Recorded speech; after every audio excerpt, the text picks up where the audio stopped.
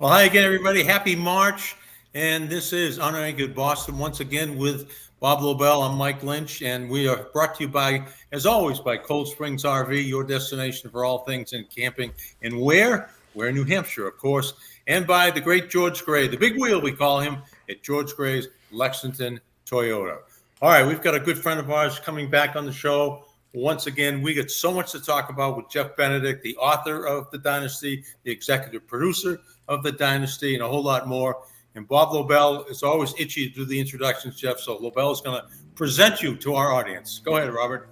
Well, Mr. Benedict, 6 down and 4 to go in terms of episodes of The Dynasty that have dropped, and it has created quite a stir, certainly here in New England and across the country for the most part, around NFL circles and other interested sports fans. And I think that's all good. And if they're going to say good things or bad things, it doesn't matter, just so they're talking about me. I think that's the most important thing you want. And they are talking about you, and they're talking about this series, Dynasty.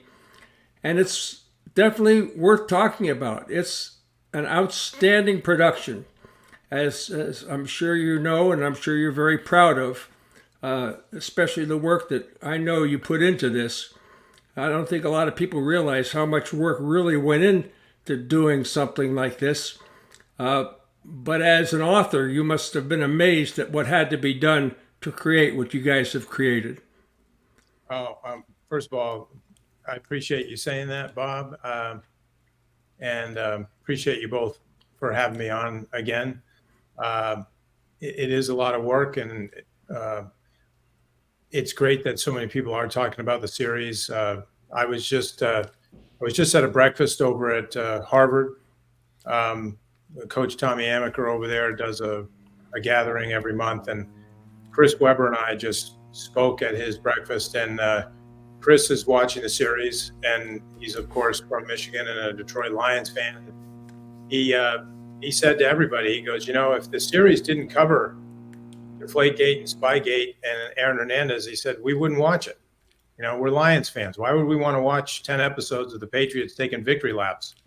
And I think the idea is that we want not only the whole country to watch this, but we want people in foreign countries around the world that have Apple TV, whether they're in Germany, Italy, France, Argentina, the Middle East, on an airplane from here to Hong Kong, to tune in and watch it, and hopefully come away ultimately with a bigger and better appreciation for what the Patriots have accomplished over the last 20 years. What's been great for people like us who live in New England and got to enjoy it because we were rooting for them. But for the rest of the country that was rooting against us, they don't want to watch 10 episodes of rubbing it in their face. And I think that's why we tried to tell a more complete story that highlights some of those other parts of the Dynasty that, in my opinion, only makes you respect ultimately what Bill and Tom and Robert and the rest of the guys accomplished. They overcome a lot of adversity over 20 years. And I think most of that is stuff that other teams would not have been strong enough to come back from. And people like Bill and Tom would use that as an edge, as a motivation. I mean, Bill did that in 2007. He coached with vengeance. Tom did that after Deflategate. He played with vengeance. And I think if you're in New England, you love that. Let me ask you about the logistics of this show. A lot of people would think that, oh, well, the season ended and you guys shot it. When did you start shooting it, and when did you finish shooting it? Good questions. Appreciate that. So I originally broached the subject of doing a documentary series before I even finished the book. And I finished writing it in March of 2020. A few weeks after Tom went over to Robert's house to inform him that he was leaving. And I wrote that last scene, and then I was done. And I immediately pivoted my attention to the documentary series, which at that point was just an idea. But I worked on that, starting right then. There were a lot of pieces to put together, people to get on board, finding a streamer, finding a production company, finding a director. We finally started shooting, Mike, in January of 2022. I can tell you that our very first, it's a year and a half of setting the thing up and getting it all the pieces put together.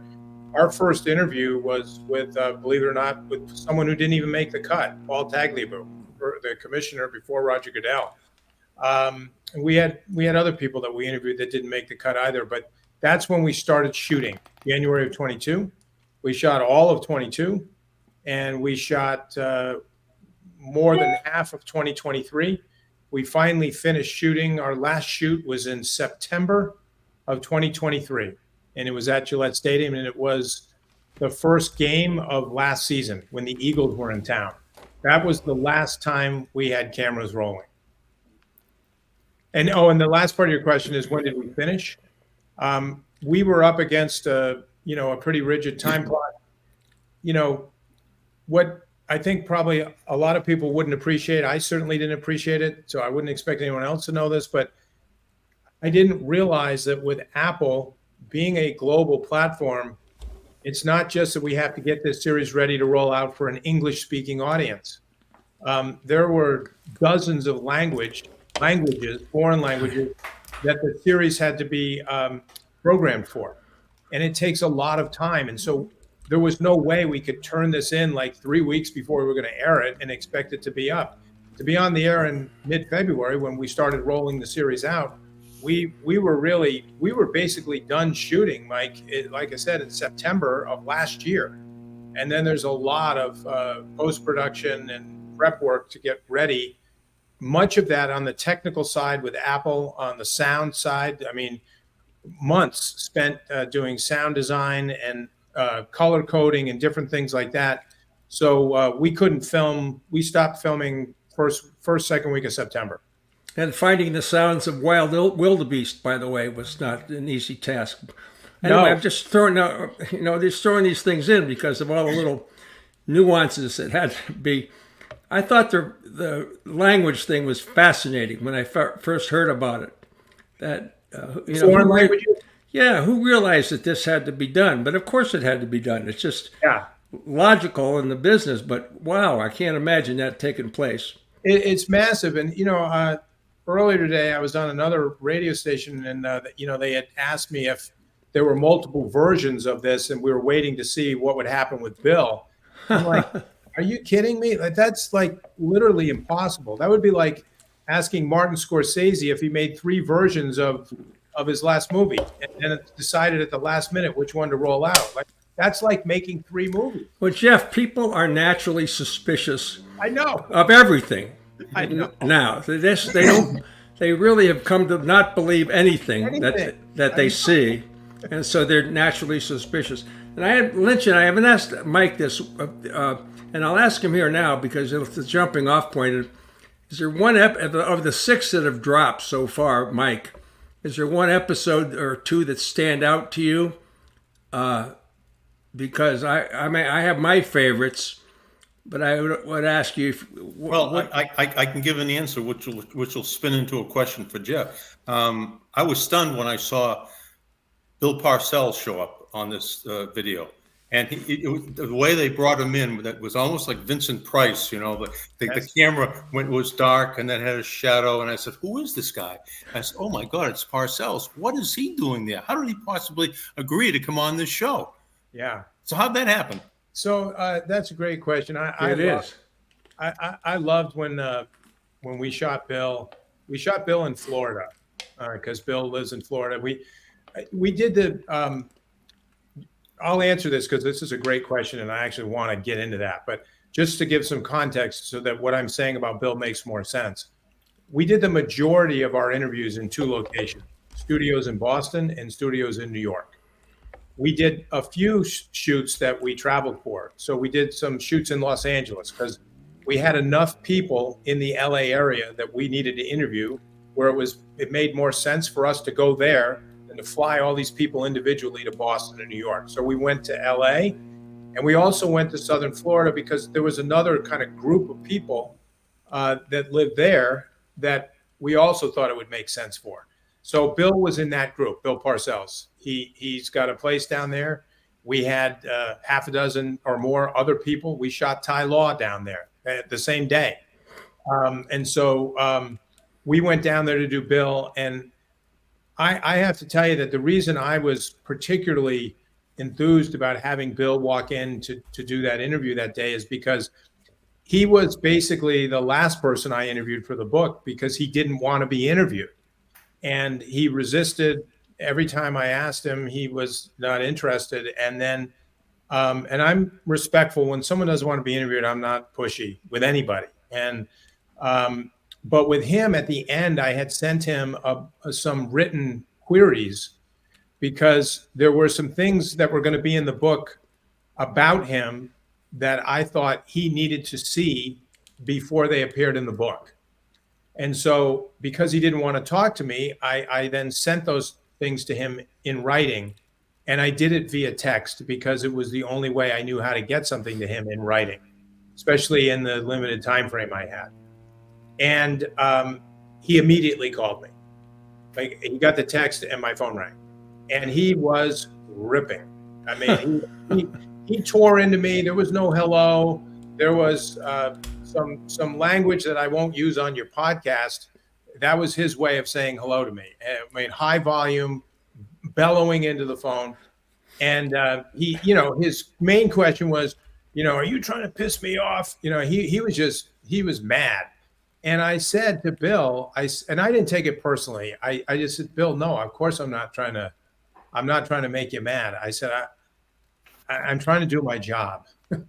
And I have a ton of respect for Bill. I had told Bill that in writing, and that I wasn't trying to go after anybody. But look, there are these things that I'm just trying to get your input. And he basically said all the things I'd sent him weren't true. It was all lies. And he assumed I'd gotten all this from Kraft, in particular from Robert. And I said, Bill, I actually didn't get any of these things from Robert. None of them. I mean, half of this stuff, I don't know if Robert even knew. I said, the thing about you calling Paul Tagliabue the morning after the AFC Championship game and telling him that you were going to be leaving because there was going to be something with the Jets. I said, how would Kraft know that? How would he know that? That was a conversation allegedly between you and Paul. I said, the only reason I know it is because Paul told me that happened, not Robert. I said, I'm sure Robert is going to be surprised when he finds out that Paul said that. And then he admitted, well, I did call Paul. And we did have a conversation. And he said, but it wasn't quite like the way you described it in your text message. And of course, I'm saying, well, then tell me how it was, how you thought it was. And his version of it was almost exactly the same as Paul's, except for one part. Like, he insisted on one slight change. And I accommodated that. And that's kind of how we did that. Then there was another thing where someone said that he used a very crass word. And I had, frankly, to be honest, I had multiple people who corroborated the story, but Bill was adamant that he didn't use this particular word. I'm not going to use the word on the air, but it's an offensive word. And he said he didn't use it. And so I took the word out. It's not in the book. And we worked through some things. And that's why I was trying to say to Bill, I'm trying to be accurate. I'm trying to do a good job. And but I think this stuff is important. And I thought the way it ended with Bill was good. And then we got down to do the docuseries interview, and he agreed to do it. And I thought Bill was wonderful. Like, he really was. Like, if you ask me, like, what's one of the things I'm disappointed in the series is I wish we had more Bill Parcells. I agree. Because he was a great interviewer. And I'm saying that as a guy who was part of the decision to limit it to what we did, because we only had so much time. But I'm just saying it bothered me just because he was so good. It bothered me that we didn't have more of Randy Moss in the series because he's so good on camera. But the problem was he was only here for a very short window. We couldn't use him in episodes 1 and 2, and we couldn't use him on the back half. So we used a lot of him where we could. But there was just stuff like that. We had so much good content. And Bill Parcells, to me, was I just think Bill's a wonderful character to begin with, and I'm really glad we got to get him in the series. That's great. It's a great story. It's a great question. I guess Hernandez was the one that jumped out at me. I mean, that was the episode of episodes for me, was the Aaron Hernandez. Yeah. There was so much stuff in there, so much natural sound, so much stuff that hadn't been seen before, so much background. Dion Branch was unbelievable. Just the whole way it was told. A tragic waste of talent, tragic waste of life. Not only his, but the others that he took out before. It was, Hill Street Blues. It was whatever thing L.A. Lost, whatever you were going to put on a television miniseries that wasn't true, but it was true. And it was just hard to believe. How could we ever forget the perp walk that he took out of his house that day? Remember, Lynchy? Yeah. It was just unbelievable that this was actually happening. You know what I was thinking, Bob? Working on that episode, I was just thinking that Boston, there's a couple cities in the United States that have so much steep sports history. Obviously, you got New York, Chicago, LA, but Boston, we have richness here that's just unlike any other city. I mean, I was thinking about Nancy Kerrigan. I just thinking about some of the major sports stories that when you start to think about it, don't have as much to do with sports, but they're sports because they involve athletes. Well, Len Bias, Reggie Lewis, Yes. Norman Levier. I mean, Yes. These are modern day tragedies, and just stuff. The Tom Yawkey, the last team that signed blacks. On and on and on. It's just one. If it's not physical, it's social. If it's not social, it's physical. If it's not neighborhood versus neighborhood, it's something else. And sports just kind of seems to bring all those neighborhoods together.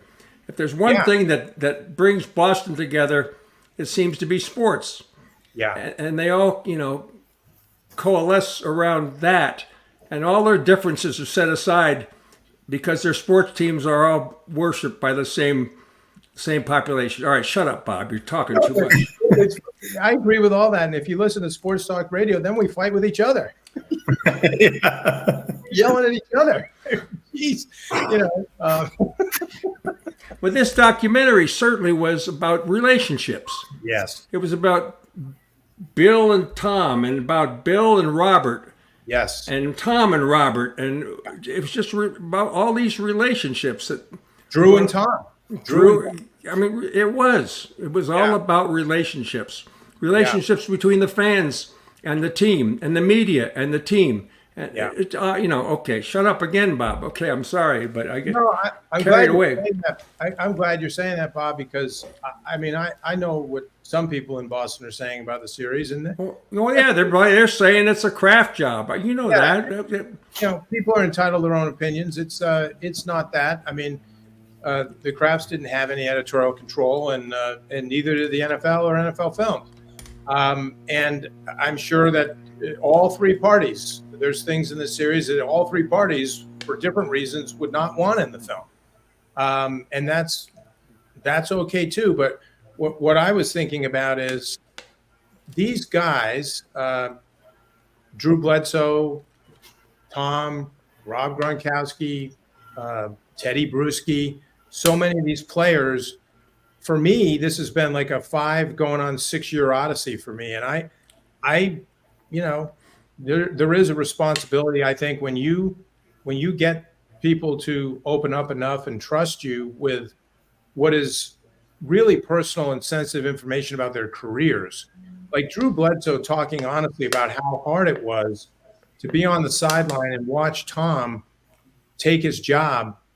You can tell this is a very human story that a lot of people can relate to, because very few people can relate to playing quarterback in the NFL, but most people can relate to competition, to envy, to jealousy, to disappointment, to feeling underappreciated, to feeling disrespected, to a lack of loyalty, which Drew Bledsoe's wife talked about.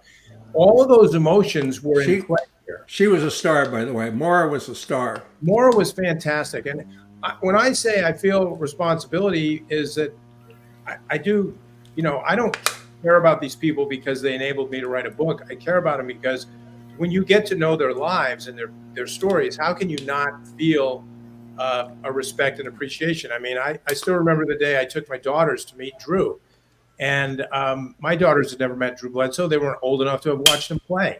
And they're in college now. And, he was incredibly kind to my kids, treated them like he'd known them forever. My daughters still talk about that. And I've had those kinds of experiences with a lot of people who are in the series and in the book. And so the idea that you'd go into it with an agenda where you're going to go after certain people and puff up other people, it's just that's not the idea here. That's not the goal. Let me ask you about all these interviews were spectacular. Yeah. They were animated. They were energetic. It's almost like every subject drank a 6-pack of Red Bull before they were filmed. But they were fantastic. Ty Law going, woo, and Randy Moss, so engaging. I mean, I just wanted to listen to them forever. Were they all like that, or did you take the best of the best? Well, we definitely take the best of the best, right? I mean, not every interview is like that, as you can imagine, but when you're making selections of which cuts to use and people to use,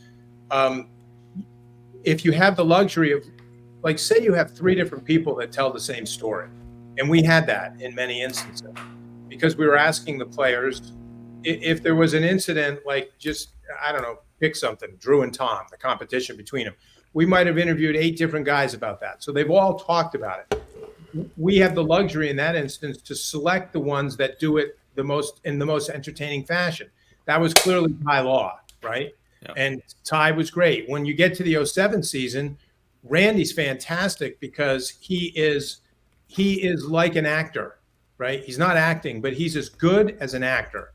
And I wasn't being facetious earlier, not in this interview, but earlier a few weeks ago, I had said to somebody, Randy has incredible talent. Like if he wasn't an athlete, he probably would have had a great career in Hollywood if he wanted one. He was amazing on screen. It was as if he was on a movie set performing, but he was sitting in a stool the whole time, a stool with no back on it. That's very uncomfortable. A lot of the guys complained about the stool we had them sit on, but I mean, yes, so you're trying to pick the stuff that's the best. We had a few guys that weren't as animated, obviously, and they may not have got as much visibility in the series. But the guys that were entertaining, that's important because you're asking an audience at home or on a plane or wherever they're watching this thing. They might be in the Delta Lounge at Logan Airport. There's a lot of distractions.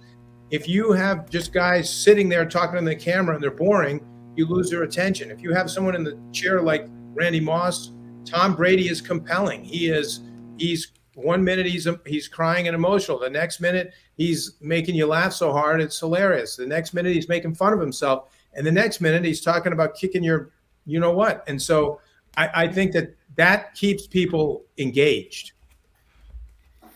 Yeah, I think you're absolutely right. There was another guy who's always been the man behind the curtain. I think we heard more from Ernie Adams in this docuseries so far than we heard in the 20 years that these guys were together. No question. What got under him he was a guy that would run away from a camera. Now he's embracing a camera and he's directing. He said, by the way, we're not going to this or that. Okay, yeah, sure. And just be quiet and let the cameras roll. I think the credit, look, there's 2 things going on here. One thing is a lot of credit needs to go to the director, Matt Hamachek, who developed a great rapport with Ernie. And I thought one of the most important things that Matt did in this entire process was the relationship he formed with Ernie Adams. And they had lots of conversations, lots of interviews on camera. There was obviously a recreation scene with Ernie, which you've already seen because it's in an early episode before the snowball game. when Ernie is coming out of his house and getting into the car and driving to the stadium. Obviously, Ernie cooperated with all that. That was a recreation, and I will tell you that our whole film crew fell in love with Ernie Adams. He was incredibly likable, wonderful to listen to, loaded with information that was great. And but Matt is the one who built the rapport with Ernie and put in the time. I did not have a relationship with Ernie for the book. He is not someone I interviewed for the book. He's mentioned in the book, but I didn't have access to Ernie Adams when I did the book. And but we did for the film, and credit to Matt for developing that rapport. And credit to Ernie for going where he went, because Ernie was he was an incredible. It's not fair to say Ernie was a great interview, because it wasn't an interview. It was many interviews. I like the fact that that game was supposed to be played in the afternoon, and if it had been played in the afternoon, it wouldn't have been snow. Yeah, and so it's so funny, Bob, because I like to point these things out because, in my opinion, and this is my view, I think the Crafts take a lot of crap for stuff that they shouldn't take crap for. And there's so many little things that they do that people can't see that, in my mind, change history. And here's an example. The game you just brought up that was supposed to be played in the daytime. That game was moved to nighttime. It was the first time that the NFL put a playoff game in primetime television at night. And I didn't get this from Robert. Again, people would assume, well, Robert told you this to make himself look good. He's not the one who told me this story. Sean McManus, who's the president of CBS Sports, he told me this story. He told me that they had a slate of games and they were going to pick one. This is like a test pilot. They're going to put one of them on at night. And he said Robert was on the television committee at the time. He advocated hard for putting the Patriots-Raiders game in the nighttime slot because it wasn't supposed to be at night. And CBS agreed to move it. And they moved it to nighttime. And the reason that's important is because if the game had been played when it was supposed to be for television, there wouldn't have been the snow. And I just think things like that matter, right? It's a behind the scene little thing. Yeah. And it's truth. So it is what it is. Like, it did change history. You know what else? I'm jumping ahead to Hernandez for a second, and Ernie Adams' role in that, and him trying to justify them picking Aaron Hernandez, saying, yes, he had a troubled past. He went to Florida. We knew what he had going was against, but he was such a talent and he was there in the fourth round or whatever it was, we had to take him. His quote was, "We were getting first round talent for fourth round price." That's the quote. Right. And so it was, I don't know, there's just something about it that depicts that's what the NFL is. That's their mantra. I mean, but who knew how badly the Aaron Hernandez thing was going to turn out? Certainly they didn't. Of course not. Of course they didn't. And I think the thing I like about Ernie, there's no pretension with Ernie, right? Ernie is just telling you how it is. You may not like it, but he's not going to sugarcoat it for you. He's just going to tell you. And because Ernie's not wired that way, he's not clever in that respect. You ask him a question, if he doesn't want to answer, he's going to tell you, I'm not going to talk about that. But yeah, that's right. But on this thing, he's honest. He said, we knew we were getting first round talent for fourth round price. And then he said, if it doesn't work out and you just cut him, it's not a big deal. Well, the truth is, it did work out. In his rookie season, it was pretty obvious they made a really good investment looking at what they were getting out of him for what they had to pay to get him. And the fact that they got him in the fourth round when he should have been a first round pick, plus they got Gronkowski, plus they got McCourty, it was an incredible draft. And they did not know. And in fact, at that time, the stuff that would later come out wasn't happening yet. But it didn't take long before, the problems started. And I just think that the other thing that Ernie said in hindsight which was knowing what we know now, maybe the best thing for Aaron Hernandez would have been to get traded to the Seahawks. That's another. Let me ask you this question: did it occur to anybody that maybe anybody on the West Coast, aka the Seahawks, were not interested in Aaron Hernandez? That they didn't. I think that's highly unlikely. Okay. Because think about it, right? If the Patriots don't know that Aaron has got these violent homicidal things going on, How are they going to know? Right. there's no way the Seahawks know. Fair enough. So if the Patriots were interested in trading him, I think first of all people would have been going, why? Okay. Fair enough. Because that would be like saying we're thinking about trading Rob Gronkowski also. Why? These two young tight ends are killing everybody on the field. They're running all over the place. They can't be stopped. They can't be tackled. I just think that the Patriots weren't going to trade him because they had just re-signed him. That doesn't make a lot of sense when you think about it. I think when Ernie said his comment, what Ernie's talking about is knowing what we know now. Obviously, maybe the best thing for him would have been to trade him to the Seahawks or the West Coast. Right. He wasn't saying we should have known better and we screwed up when we didn't trade him. Just to get him away from Bristol, basically. Yes. Right. Let me ask you this. It was a good thing you had Ernie on because he gave us the glimpse into Bill Belichick. Yes. Was it difficult dealing with Bill, trying to get him to talk? His posture was like this. He was very rigid. What was that experience like? I think it was. I mean, I think his posture is most of the time is like that. You do see some instances in some of the episodes where, depending on the subject matter, Bill's sense of humor does come out.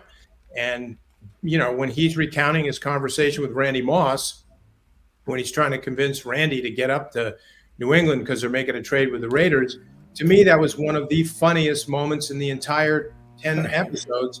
And that's Bill and Randy, and they're both hilarious. And the cutting back and forth. I mean, that's the whole thing. The idea that anyone on our film crew was trying to make somebody, in this case, Bill, look bad. No, I mean, in this instance, we were trying to, believe me, we took what we had. If we had something where we could actually show you Bill's sense of humor, we used it because we want you to see that. We just didn't have a lot of that. So we took what he gave us. So this was a moment where we saw something funny. There's a moment coming up later where he's talking about an opponent where he's also funny. We used that. There were other people that we interviewed, though, Mike, who gave us a lot more of that, meaning they let us see that side of them. With someone like Ty Law, it was just rolling out of him. He was super comfortable being a performer on camera. That does not come naturally to Bill. And plus, Bill's in a different situation than Ty. When you're the head coach, it's like the buck stops with him. So we have asked him about, how he got through the 0-1 season with that team and a quarterback that had never played and got to a Super Bowl, and Bill looks like a genius. Well, that's okay to talk about, but he's also got to talk about stuff that most coaches don't want to talk about. You were accused of cheating. We showed that interview with Armin Katayan. That wasn't pleasant. Yeah, but Armin Katayan was fantastic. Fantastic. Unbelievable. I mean, Lynch and I, there's no way we would, I never would have pressed Bill like that. No. I'd have quit after the second question or whatever it was. Armin was like he was like a bull in a china shop. He was not going to be denied. No, Armin's great, and Armin's one of my best friends. Oh my God, he was fantastic. He was great, and it was fun to pull that out of the archives because you see how long these guys have been at it. You look at Armin and Bill in that interview, and they look so much younger. It's kind of a reminder of how long this has been going on. Yeah. I got to do this commercial here for a second, Jeff. But Okay. there's one other thing I was just going to mention about the Belichick thing. You could see him develop, his personality change throughout the dynasty. Yep. You could see that he was at the beginning more outgoing. We're not going to talk about the Jets today. We're going to go out and beat the hell out of them when we left the locker room. We're not, he was much more effusive, much more human. Yes. And as the episodes went on, and as we know, the press conferences went on, he got more closed and more closed and more closed, where he got to the point where he loathed being in front of the press. And it was just who it can was blame him? no Who can blame him? right. I mean, you could see him change over the years. I always say, like, if you took any other human being who's doing their job and being subjected to the criticisms that Bill Belichick, everything that he'd done in his entire career was suddenly called into question and sullied because somebody using a handheld recorder filmed some guy doing this for a few seconds in a Jets game that they were getting mauled in. And suddenly this now is a reason to open up Bill's entire coaching history and start to question it. All these guys that he'd beaten as a coach are suddenly saying, see, that's the only reason he beat us is because he cheated. And that's just, if you're Bill, you at some point you go, why do I want to talk to these guys? Why do I want to give these guys the time of day? These are the guys that they call me names in the paper. They accuse me of things. They accuse me of cheating. They question my competency and all this stuff. And the point is, Bob, you guys know this because you were here covering it all. It never let up. It never let up. And so I actually think that it was Bill and Tom both changed. They both changed in terms of how they dealt with the spotlight that they were under. Robert was not under the same spotlight that they were. These two guys were out in front and they were taking shots all the time. And they change, and they change differently. Bill and Tom have different personalities, but both men evolve in terms of how they protect themselves and their families as this thing goes on. I got to do this quick. So that's really a great analysis, and it was right on spot. But just let me do this quick camper thing because Lynchy is in Naples and I'm in Hilton Head, and not far from where you are right now, Jeff. And it's not bad down here. So get ready. I'm in Boston. Oh, I thought oh, that's right. You said you were in Boston. I thought you were down in South Carolina Island or something. No, I was down by the equator, but that was last week. Oh, okay. Well, we don't get around quite as much as you do, but we're a little older. Get ready for 2024 with a new RV. And if we had a new RV, we'd probably be close to the equator right now. Cold Springs RV has the latest in pop-ups and travel trailers and fifth wheelers and motorhomes. So when you need an RV or service, get to Cold Springs RV in Ware, New Hampshire, which is right next to Goffstown and north of Dracut. Go check out all the new Winnebago Access travel trailers. I saw plenty of them on the road down here in the 4 days it took to get here. And it's now on their lot. So don't forget, tell them Lobie and Mike Lynch sent you. Learn more at coldspringsrv.com and you'll see it all right in front of you. Mike? All right, Jeff. John Madden had a Madden cruiser. Cold Springs RV is building a Lobie Lynchy cruiser, which when it's built, which could be 50 years from now, we don't know. But we're going to let our guests that come on the show have it for 1 week, and they can drive cross country with it. We'll fly them back. But you have to pick one person to ride shotgun with you. And my question to you, Jeff, is of all the people you interviewed for this show, Wow. pick one person you'd like to ride shotgun cross country with you. Good one. You look like Parcells sitting there. I'm not going to pick Parcells. Okay. You can, you know. Wow, that's a really hard one. Good. It's a hard-hitting show, Jeff. It would be, for me, it would be a toss-up. I'm going to just do a toss-up. You Okay. can do it. Between Teddy Bruschi, because he might be the most relatable player to come through New England. He's every man. And I think I'd probably never get tired of talking to Teddy. And the other one would probably be Tom. And the reason I'd pick Tom has nothing to do with his level of fame, but it's because I think he's probably the most misunderstood player to come through New England. Because How do you mean? what I mean is, I think, and my perspective on this, Bob, comes from having done biographies on Tiger Woods and LeBron. is that, and Tom is with them, right? That's the group, right? Is that when you get to that level of achievement, which very few do, Michael Jordan, but there aren't many athletes that actually get to the place where Tom got. I think there wouldn't be he's the guy for football. He's been places where literally no one's been before. And I think when you go to those places and you end up residing there, it's very lonely. It's super lonely. And it's weird to think about someone like that being lonely because they perform in front of 70, 80,000 people live and 100 million people on television.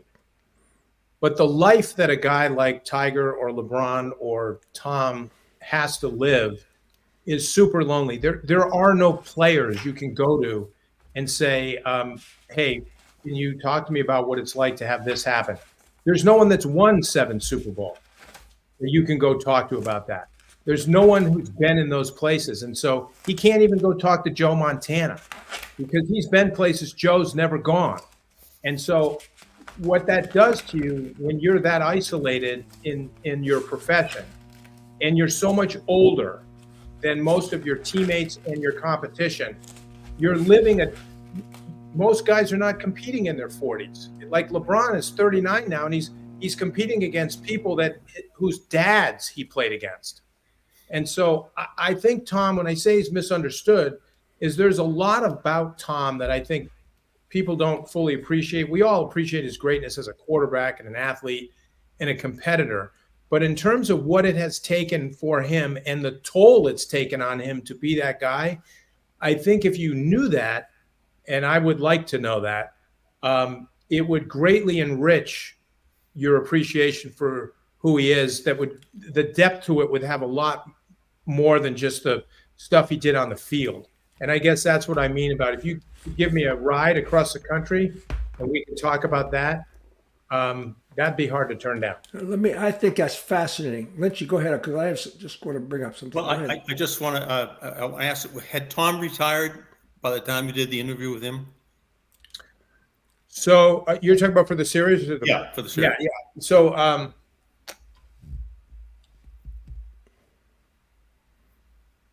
yes.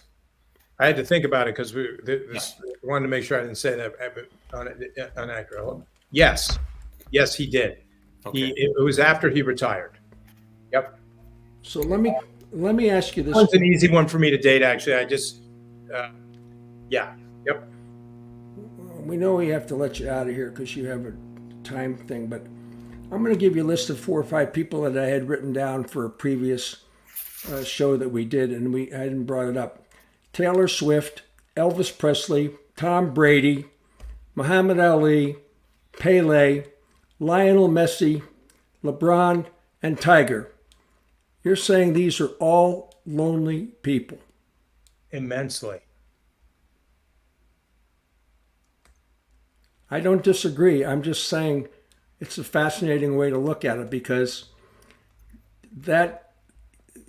it's like, okay, you asked to be this, and now you got what you wanted. It doesn't seem to be all that great now that you got what you wanted. Well, keep in mind, like LeBron's one of the names that you mentioned, and because I mentioned, LeBron has a wonderful family. He has a lot of friends, and here's the thing: like, there's a great quote in the LeBron biography from one of his closest friends saying he hates to be alone.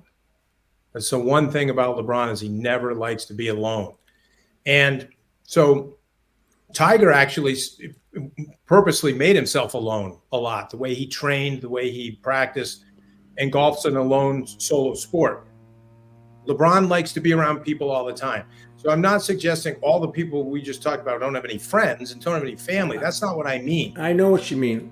Yeah, LeBron's got a beautiful family. They're with him all the time. That doesn't sound like lonely.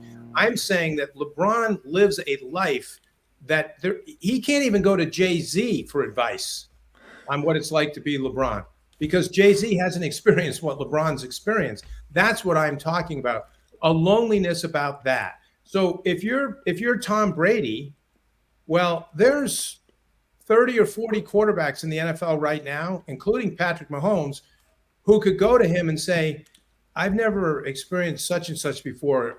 What would you say about that? And Tom could say, well, I have some experience in that. Because there's not a quarterback in the league today that's done anything or seen anything that Tom hasn't done and seen. And as great as Patrick Mahomes is, and he's the greatest quarterback in the game today, he's nowhere close to what Tom has done and experienced just in sheer years. I mean, Tom's been doing this he did it for 24 years. Patrick's done it for what, 7? I mean, this is partly like, I could say this about you guys. You guys have more experience than me. You've been doing it longer than I have. And so I actually put a lot of value in that. If you get the chance to talk to a journalist, they may be retired. But the fact is, if they did the job for 40 years and you've only done it for 20, they know things that you don't know because they've probably seen some things you haven't seen yet or haven't experienced. And I'm saying when you look at Tom, he's alone at the top of the mountain. When he looks around up there, so far, no one else has made it up there yet. And I'm saying he might not ever have any company up there. That's what I'm saying. Let me get this quick spot in there. I know you have to get going here. If you're thinking about a new vehicle, go where Lobel and Lynchy go. Go see our good friend George Gray at George Gray's Lexington Toyota. We've been customers for years because we know that George Gray will treat you right. They are a family-owned and operated dealership that we trust and you can trust as well. Go see the great George Gray, the big wheel we call him, at George Gray's Lexington Toyota, 409 Mass Ave in Lexington. All right, there's one thing we didn't bring up, Jeff, before we let you go. The cameo appearances in episode number 1 of Mike Lynch and Bob Lobel. Thank you very much for that. And I'm sure they did wonders for your ratings. No, I loved that. That was actually, combination decision between the director and also Matt Hamachek and also the lead editor, who is quite a masterful editor, did an incredible job, Dan Kohler. They're seeing all this, footage that we're finding. We love the shot of you introducing. Yeah, it was right at the beginning of the damn show, for crying out loud. What am I supposed to do? I'm sitting at home in my living room. I said, Christ, Lynch is on. It's great stuff because we could have, obviously with technology today, we could have cleaned that video up a little bit and made it look maybe more modern. But the beauty of it is that it's not, right? You're seeing it the way it was shot by your station. It makes you, the first 2 episodes are very nostalgic, and that is by design. And it really takes you back in time to the beginning.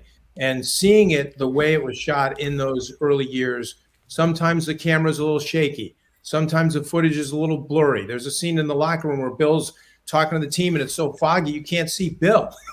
And that's some of the best stuff, in my opinion, having that in there. Because for guys like you that were there, it's like, I remember that. I was there, and that's half of what it's about. All right, today's Wednesday that we're doing this, so there's 2 days left until the next 2 drops, so I can't wait. Oh, I can't either. And I want to just say one thing. To just go back to the thing about Tom being lonely. Think of this. You've just ended what everyone universally agrees, there's no debate, was the greatest football career ever, right? 7 Super Bowls, all the records, the endurance for all those years, only missed 1 season because he had his knee taken out. And the world has declared you the greatest of all time. This is what I mean about being lonely. It's been 1 year. It's been 1 year of you out of the league. And so many people have moved on to Patrick Mahomes as the greatest of all time. And Tom Brady is the only person in the world who knows what that feels like. That's what I mean when I'm saying, Bob, lonely. I don't necessarily mean is that family and friends. I understand exactly what you mean, These are emotions that Tom deals with that no one else has to deal with because no one else is being talked about as the greatest of all time except him. And LeBron has the same thing. He's constantly compared to Michael. No matter what he does, he's got 40,000 points. He's probably going to play till he's 100. I don't know, but it doesn't matter. He's never going to be able to convince a whole segment of people that watch Michael that'll just say, it doesn't matter what LeBron does. Michael's always going to be better. That's something that only LeBron knows. And so that's what I was getting at. No, I understand. It's like when we used to compare Larry and Dr. J. Which would you take, Larry or Dr. J? Well, just because you picked one doesn't mean you wouldn't take the other. Oh, yeah. Because you pick one doesn't mean number two is worse than number one. Right. It's just this is sports. Yeah. It's got to be a little fun in it. Maybe not as much for the participants, but their fun comes later. But you were great today, Much more Jeff. fun than politics. That's all I can say. Hey, Jeff, thanks a lot. I would love to do this again sometime, and it's great having you on. And I know you lived in Boston for a portion of your life, and thank God you have a good memory about Channel 4 and Channel 5. And I'm glad you put me on before you put Lobel on. That was all right. Yeah. Okay, I am too. Okay. Jeff, right, thanks again, pal. Good to see you. Thank you, Folks out there, Jeff Benedict has been our guest, and remember, follow us on unanchoredboston.com.